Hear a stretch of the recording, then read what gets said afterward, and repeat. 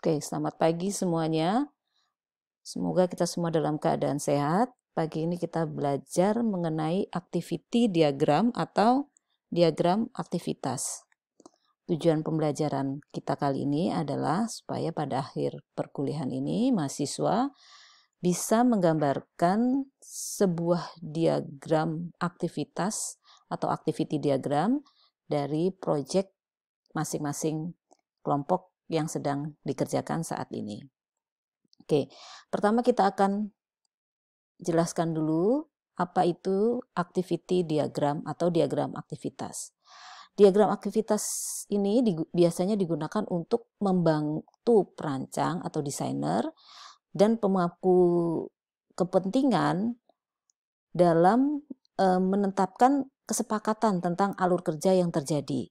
Oke, diagram ini juga menggambarkan tentang aktivitas yang terjadi pada sebuah sistem dari awal dia mulai sampai nanti sistem itu selesai. Gimana langkah-langkahnya, proses kerjanya. Diagram aktivitas ini muncul setelah kita menggambarkan sebuah use case. Dari satu use case didapatkan sebuah diagram aktivitas. Activity diagram menggambarkan alur kerja yang terjadi dalam sistem. Oke, sebelumnya kita sudah membuat use case diagram. Nah, masing-masing use case dalam use case diagram tadi akan kita rincikan lagi, akan kita jelaskan dalam sebuah activity diagram. Ya, activity diagram menggambarkan alur kerja dari perilaku sistem dengan menggunakan pemodelan dan analisis proses selama penyusunan activity diagram. Kemudian, sistem proses bisnis yang khas mensinkronisasikan beberapa event yang masukan eksternal dapat diwakili oleh diagram aktivitas. Diagram aktivitas ini juga berguna untuk memahami analisis alur kerja dari perilaku sinkron dalam proses. Activity diagram ini digunakan untuk mendokumentasikan proses yang sedang berjalan. Kemudian menganalisis konsep proses baru dan menentukan kemungkinan re-engineering atau perbaikan dari proses yang sudah ada. Itu gunanya activity diagram. Activity diagram ini juga menggambarkan suatu keadaan atau kegiatan dengan menunjukkan urutan kegiatan itu. Jadi mana yang duluan, mana yang sesudahnya, atau ini dijalankan bersamaan atau paralel. Bisa juga suatu aktivitas itu berupa kondisi, atau kalau kondisinya terpenuhi, aktivitas satu dijalankan, aktivitas dua tidak dijalankan. Oke. Dalam aktivitas diagram aktivitas, semua itu nanti akan tergambarkan.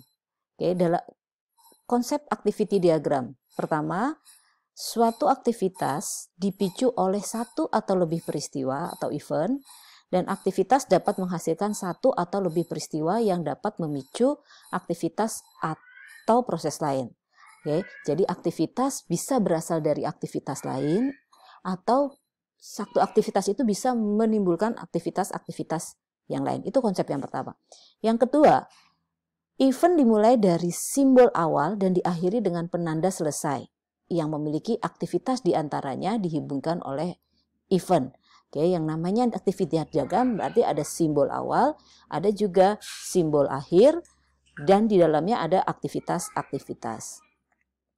Yang ketiga, diagram aktivitas memiliki keputusan, iterasi, dan perilaku pemrosesan paralel atau acak. Jadi, aksi-aksi dalam atau tindakan atau aktivitas dalam activity diagram itu bisa berurutan, bisa berulang, atau pemilihan itu nanti digambarkan dalam aktivitas diagram seperti dalam kehidupan sehari-hari kegiatan itu bisa terjadi. Kapan menggunakan activity diagram? Oke, activity diagram atau diagram aktivitas digunakan saat kita memodelkan alur kerja dalam sistem yang sedang dirancang. Oke. Dalam kita menggambarkan sebuah alur kerja agak sulit kalau kita memberitahunya dengan cara cerita atau kata. Akan mudah orang melihatnya dalam bentuk visual. Nah, model ini, activity diagram ini nanti akan memodelkan, akan memperlihatkan bagaimana proses atau alur kerja dalam sebuah sistem. Ya, activity diagram ini juga berguna untuk menganalisis use case. Ya, sebelumnya kita sudah menggambarkan use case diagram. Ya, masing-masing use case mempunyai nama. Misalnya membuat surat. Nah, membuat surat itu bagaimana caranya? Dalam use case itu tidak terlihat. Nah, apa yang dilakukan dalam sebuah use case membuat surat tadi, kita jelaskan aktivitasnya dalam activity diagram. Kemudian, activity diagram menggambarkan juga algoritma berurutan yang rumit. Kemudian dari sini juga bisa menggambarkan pemodelan aplikasi dengan pemrosesan paralel. Tidak selalu harus yang berurut, bisa paralel tadi, bisa juga berulang. Okay. Activity diagram ini juga activity diagram tapi tidak bisa menggantikan interaction diagram atau state diagram. Mereka tetap, diagram-diagram ini tetap harus digambarkan. Itu activity diagram. Oke. Untuk menggambarkan sebuah activity diagram, sebuah model sistem yang berjalan di sebuah organisasi atau proses yang berjalan dalam sebuah organisasi, kita harus menggambarkannya. Ini elemen-elemen activity diagram. Oke. Yang pertama adalah elemen aktivitas, dilambangkan dengan kotak yang ujungnya round atau bulat. Ya, digunakan untuk melakukan serangkaian task atau tindakan. Ini adalah activity. Kemudian lambang yang kedua adalah action, tindakan yang harus dilakukan. Kemudian control flow atau aliran objek atau object flow, ini digambarkan dengan tanda panah. Initial node untuk mengawali sebuah aktivitas, lingkaran hitam. Kemudian final node atau untuk mengakhiri kegiatan. Oke. Selanjutnya adalah object node. Object node digunakan untuk menggambarkan objek yang terhubung ke satu set object flow. Lambang berikutnya adalah decision node.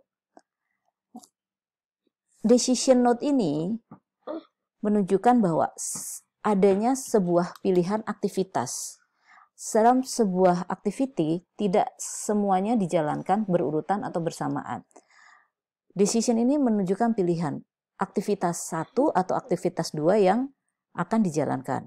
Misalnya dalam sebuah sistem pembayaran, pelanggan diberi pilihan mau membayar secara cash atau membayar dengan menggunakan kartu kredit. Nah, di sini decision ini nanti digambarkan bahwa ada pilihan pembayaran cash atau kartu kredit. Elemen activity berikutnya adalah fork node. Fork node ini adalah kegiatan membagi perilaku menjadi serangkaian kegiatan paralel. Kalau decision node tadi pilihan, kalau ini kegiatan yang dikerjakan secara bersamaan. Ya, misalnya tadi dalam proses pembayaran, sementara kasir melakukan pembayaran, bagian dapur menyiapkan makanan. Jadi dua kegiatan itu berjalan bersamaan. Itu fork node. Ya, join node biasanya menggabungkan dari tadi yang sesudah kegiatan aktivitas itu dipisahkan dijadikan dengan fork node. Dengan join node disatukan di akhirnya. Ya. Kemudian elemen yang terakhir adalah swimline atau partition atau partisi. Ya, dalam menggambarkan aktivitas biasanya kita gambarkan partisi-partisi. Gunanya supaya apa? Supaya mengelompokkan aktivitas-aktivitas ini kepada aktor mana yang menjalankan aktivitas tersebut. Jadi jelas aktivitas 1 dilakukan oleh aktor X, aktivitas 2 oleh aktor X juga, aktivitas 3 baru dilakukan oleh aktor yang lain. Ini adalah swim line. Oke, penggambarannya seperti ini. Ya, diawali dengan start tadi, inisial dengan lingkaran hitam ini, kemudian dia akan memulai ini flow dan alirannya, kemudian activity yang dia lakukan. Satu activity jalankan. Kemudian ada fork node. Fork node ini artinya kegiatan panah yang aliran yang 1 dan yang 2 ini dijalankan secara bersamaan, paralel. Ya, aktiviti ini dilakukan secara paralel. Nah, yang ini adalah kondisinya atau kondisi lainnya. Ya, ini namanya pencabangan. Ini tidak dilakukan semuanya, tapi dipilih mana yang memenuhi kondisi. Kalau memenuhi kondisi berarti lakukan aktiviti yang sebelah kiri. Kalau tidak, aktiviti yang sebelah kanan. Nah, setiap pencabangan ada merge. Sama juga setiap ini fork dilakukan merge juga. Setelah selesai di-join, kemudian selesai dengan lambang atau node final node.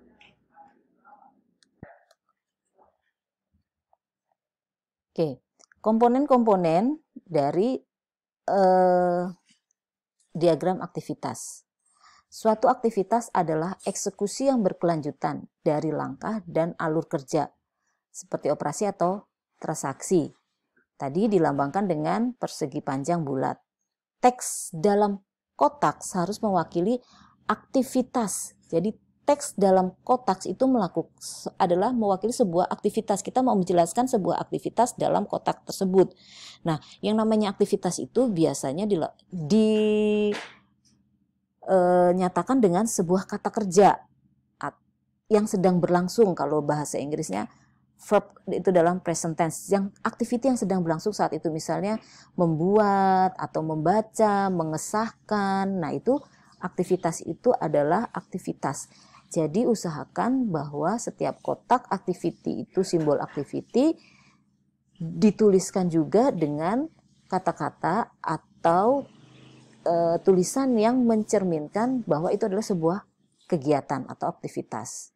Ya, ada juga tadi sudah kita bahas komponennya adalah event. Event ini dipicu oleh aktivitas, merinci kejadian signifikan yang memiliki lokasi dalam ruang dan waktu. Ada event, ada decision, tadi sudah kita jelaskan. Kemudian ada juga fork, cabang, ya. Ada cabang, fork, artinya kegiatan-kegiatan aktivitas di bawahnya dijalankan secara paralel. Beda dengan cabang atau branch. Kalau cabang atau branch itu kita harus memilih salah satunya. Ya. Oke, contoh, kita coba contoh. Ada sebuah kasus seperti ini. Pertama-tama pegawai menerima pesanan atau receive order. Lalu pegawai bisa langsung mengisi pesanan atau fill order dan mengirimkan tagihan. Saat pegawai mengisi pesanan, pelanggan bisa memilih prioritas pesanan. Jika iya, maka akan masuk ke overnight delivery. Jadi kiriman prioritas. Tapi kalau tidak, dia akan masuk ke regular delivery. Dan pegawai akan menerima pembayaran atau receive payment. Setelah semua selesai, maka pesanan akan ditutup dan pelanggan bisa menunggu pesanan atau close order. Ini contoh kasusnya. Kita coba lihat bagaimana cara menggambarkan activity diagram dari kegiatan, dari proses ini. Oke, ini tadi perintahnya sudah saya ganti warna. Bagaimana menggambarkannya?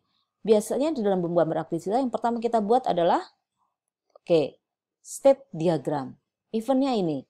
Ini adalah awal dan akhir. Ya, biar nggak lupa di awal pasti akan ada akhir. Oke, kemudian kegiatan pertama adalah ada menerima pesanan, receive order. Ini yang disebut activity. Kemudian ada pencabangan karena di sini Lalu pegawai langsung mengisi dan mengirimkan tagihan Jadi pegawai mengisi order pesanan dan mengirimkan tagihan. Jadi ada dua kegiatan yang dilakukan secara bersamaan. Oke. Nah, saat mengisi pesanan, pelanggan bisa memilih prioritas. Nah, saat pemilihan pengisian pesanan, pelanggan milih overnight delivery atau regular delivery. Kalau iya, berarti dia akan masuk ke overnight delivery. Kalau enggak, ya dia yang pengiriman biasa atau regular delivery. Sementara di cabang yang lainnya ada penerimaan payment. Ya, ini dilakukan secara bersamaan karena dia ada fork, bukan pilihan. Ini juga harus dilakukan. Oke. Kemudian ini ada branch, ada merge. Begitu pula ada fork, ada join. Setelah semua selesai, maka pesanan akan ditutup dan pelanggan bisa menunggu pesanannya atau close order. Nah, ini activity diagram. Oke. Nah, ini adalah akhirnya end state, berarti aktivitas ini selesai. Aktivitas ini selesai pada saat order selesai dipesan. Oke. Nah, kalau ini ya sebelumnya kita menggambarkan aktivitas seperti ini tanpa swim line, tanpa garis-garisnya, kelompok-kelompoknya. Ini kita bisa melihat apa kegiatan yang sedang dilakukan, tapi kita tidak bisa melihat siapa yang melakukan. Nah, inilah gunanya swim line. Ya. Oke, aktivitas diagram tadi, atau diagram aktivitas tadi, ya, sebelumnya tidak terlihat siapa yang melakukan, aktornya siapa. Nah, dengan swim line kita bisa membagi, ya, aktornya ada fulfillment, ada customer service, ada finance. Nah, dari sini kita bisa melihat bahwa yang menerima order adalah customer service, kemudian yang mengisi pesanan adalah bagian fulfillment dan delivery order, kemudian send invoice, ada receive payment, dan close order. Dari sini kita bisa melihat siapa aktor-aktornya. Oke, kita ambil contoh yang lain. Pada perkuliahan sebelumnya kita bicara tentang use case pengambilan uang dari ATM. Ya, setelah kita membuat use case-nya, kita sudah punya use case-nya. Nah, baru kita beri keterangan, kita jelaskan apa yang ada di dalam use case itu melalui activity diagram. Ya, di sini ada swim line-nya, ada aktornya adalah customer, mesin ATM-nya, dan bank. Ya, kemudian ini tombol start, tombol end, kemudian ada activity, ada branch, ada fork. Ya, kegiatannya dimulai dengan memasukkan kartu, kemudian memasukkan PIN. Ini adalah dilakukan oleh customer. Kemudian bank mengotorisasi. Nah, di sini ada cabang. Cabang artinya mana yang benar. Kalau benar bisa masukkan jumlah uang yang akan diambil. Kalau tidak benar, dia akan masuk di merge. Di sini kemudian eject card. Ya, ini tidak dijalankan bersamaan, tapi salah satunya kalau benar bisa masukkan, kalau tidak ya tidak bisa. Setelah kalau benar, dia akan memasukkan jumlahnya, kemudian bank akan mengecek account balance-nya, saldonya. Ya, kalau saldonya cukup, berarti dia bisa ambil uangnya. Nah, ini fork. Fork artinya dia bisa saat dia mengambil, uangnya juga keambil. Kemudian ada join. Kemudian setelah ini semua dilakukan, ada menampilkan saldo akhir. Kemudian, nah, setelah selesai baru kalau sudah ada akhir, kemudian ada eject card atau kartunya dikeluarkan. customer mengambil kartu. Ini contohnya. Oke. Setelah ini adalah petunjuk menggambar activity. Ya, ini petunjuk kecil untuk menggambar activity diagram atau diagram aktivitas. Oke. Diagram aktivitas dapat digunakan untuk model apapun prosesnya. Tetapkan konteks atau ruang lingkup kegiatan yang dimodelkan, lalu berikan diagram judul yang tepat. Ya, diagram aktivitas ini bisa digambarkan untuk model apapun, proses apa ya? Dalam use case diagram, ya. Yang pertama, beri nama. Ya, kalau ada hubungannya dengan use case yang kita buat, sebaiknya namanya mirip dengan yang use case kita buat sebelumnya. Kemudian identifikasi kegiatan, arus kontrol, arus objek yang terjadi di antar kegiatan. Kalau sebelumnya kita sudah membuat skenario atau use case description, membuat activity diagram akan lebih mudah. Ya, identifikasi setiap keputusan yang merupakan bagian dari proses yang dimodelkan. Kemudian identifikasi prospek apapun atas paralelisme dalam proses. Ya, ada yang paralel, ada yang cabang, mesti dipikirkan dengan baik. Kemudian baru digambarkan diagram aktivitasnya. Oke. Ini petunjuk dalam menggambar activity diagram. Oke. Berikutnya banyak saya tampilkan, saya berikan contoh-contoh activity diagram yang bisa dipelajari untuk melalui e-learning. Silahkan dibuka, dibaca, dan dipelajari. Ya, ini contohnya cara penggambarannya. Tanya jawab bisa kita lakukan melalui e-learning. Terima kasih, selamat pagi, tetap semangat.